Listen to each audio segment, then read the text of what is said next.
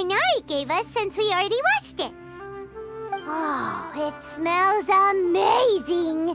And the box is a nice touch, too! Let's go serve this up and start eating with Hypasia!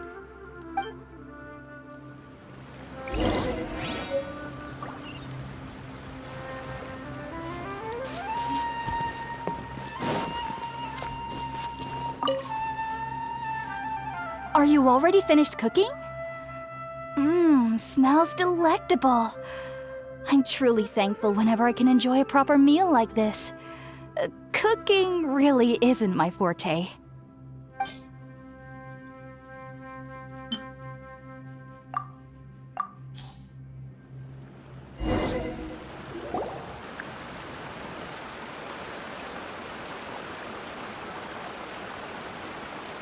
Even though everything you mentioned was in Tighnari's letter, it's still hard to believe you were able to connect with Irminsul immediately after smelling Spiritborn eel for the first time. It took me nearly 3 years before I could do so. And everyone at the Academia even lauded me as a genius. You should know that some researchers spend their entire lives without ever successfully connecting with Irminsul as you have. So why does this incense allow people to connect to Irminsul? The ingredients used to make Spiritborn eel primarily consist of plants created by Greater Lord Rukkhadevata. These special ingredients are conducive to heightening our senses to the Dendro Archon's power. Since the root of the Dendro Archon's power lies within Irminsul, we can occasionally tap into her powers to peer into the depths of the earth. Naturally, anyone who can establish a connection with Irminsul in their first ever attempt must be a person of great understanding. Makes sense. But Paimon's got a question. Why was he sensitive to the smell of those plants for such a long time? That was primarily due to his body's unique constitution. Stimulated by the incense, he could perceive the Dendro Archon's power and experienced a sensory overload, hence the adverse reactions. Taking in any scent similar to the ingredients of Spiritborn eel would cause adverse effects. Not to worry though, it appears you've already fully recovered. Technically, your body should still be sensitive to the powers of the Dendro Archon, but unless you're using intentional meditation techniques, the scent of Spiritborn eel should no longer trigger such reactions. Whew. Well, that's a relief. I must admit, I am quite envious of your abilities. Even if it meant suffering from pounding headaches for the rest of my life, I'd consider it worthwhile so long as I could connect with Irminsul at will. Whoa, you're really serious about this whole thing, aren't you? I am a researcher after all. As a member of the Ritaoist Darshan at the Academia, my main area of research is the stars and their connection to the fate of living beings. But there is still so much we don't know, especially regarding the mysteries that lie in the starry skies. Which is why I must turn to the all-knowing Irminsul for answers. If only my perception wasn't so limited. Unfortunately, I cannot guarantee that my every attempt to attune with Irminsul will be successful, or that doing so will leave my consciousness intact. I am currently in the stage of training known as Satyavada life. Many researchers in Sumeru have lost their minds while seeking to attune with Irminsul during this stage. Sages have said that Irminsul contains divine knowledge, and touching such knowledge without the proper preparations and abilities will only lead to one's mind caving in on itself. That's why we meditate alone.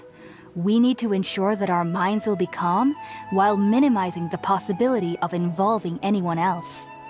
Whoa, so knowledge from Irminsul can be super dangerous.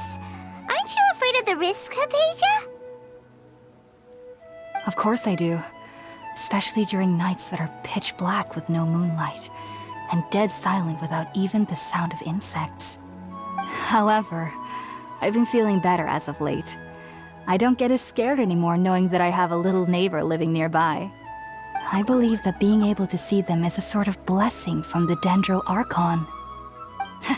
But what's strangest of all is that they're clearly an envoy of the God of Wisdom herself, and they have the curious power to make people dream. What's so strange about that? It doesn't sound so out of place for a divine being, does it? Well, it's strange because nearly nobody in Sumeru can ever dream. Oh, is that true? Yes, well, to an extent. Only children can dream in Sumeru. Adults, however, never do. The sages say that wisdom implies rationality, but that which occurs in dreams is often neither rational nor logical.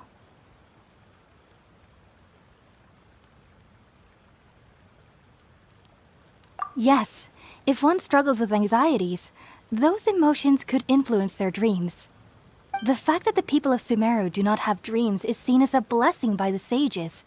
They believe that Greater Lord Rukkhadevata, the god of wisdom, is keeping us away from the foolish delusions you encounter in your sleep. I was born into a family of scholars in Sumeru City. Ever since I was a child, my parents would always tell me that I'll know I've grown up once I stop dreaming. I studied hard, enrolled as a student in the academia, and went on to become a researcher. Sure enough, I never dreamed again. But then, on the day I scared the little Aranara, I suddenly saw a dream again. It was incredible.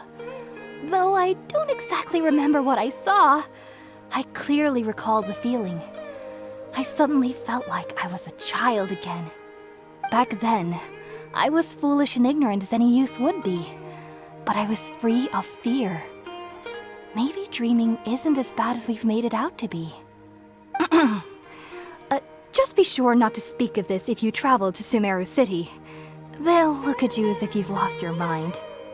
So, do you have any thoughts about the things he saw when he connected with Irminsul? Sorry. I'm afraid I don't have any answers as of now.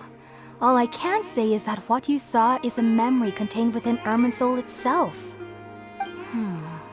World Forget Me. What could that possibly mean? If only I could ascend past Satyavada life and begin Paripurna life, I might have some more answers for you. If you two are ever in the area again, please be sure to come and see me.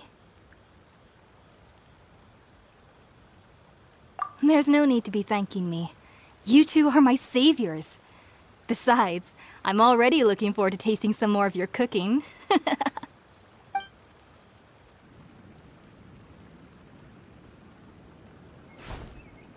Now that we know Hypatia is alright and had the chance to ask her some questions, Paimon thinks it's about time to head back to Gandharvaville.